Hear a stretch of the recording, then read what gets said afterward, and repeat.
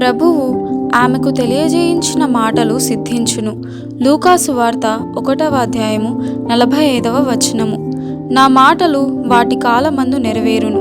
లూకాసు వార్త 1వ అధ్యాయము 20వ వచనము. ఈ విషయాలు నీ కళ్ళెదుట జరుగుతాయి.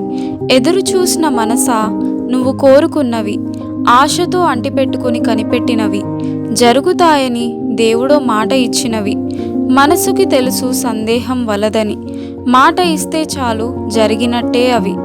ఈ విషయాలు మన కళ్ళెదుట జరుగుతాయి. అలసిన మనసా, విశ్రమించు దేవుని ఒడిలో. ఆయన రెక్కల నీడలో హాయిగా పవలించు. ఎదురు చూసే కళ్ళు దేవుణ్ణే చూడాలి. నీ భారాన్ని ఆయన మీద వేస్తే నీకు ఆనందమే మిగలాలి. ఈ విషయాలు మన కళ్ళెదుట జరుగుతాయి. వేసారిన మనసా, ప్రార్థించు, సంతోషించు.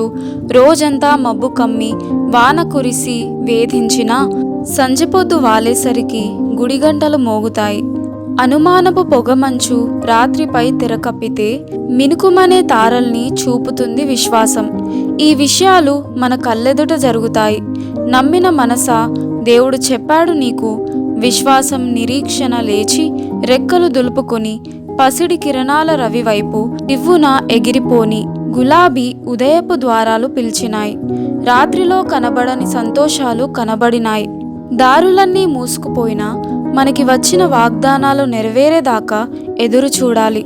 దేవుని వాగ్దానములు ఎన్ని అయినను అన్నీయూ క్రీస్తునందు అవునన్నట్టుగానే ఉన్నవి గనుక మన ద్వారా దేవునికి మహిమ కలుగుటకై అవి ఆయన వలన నిశ్చయములై ఉన్నవి.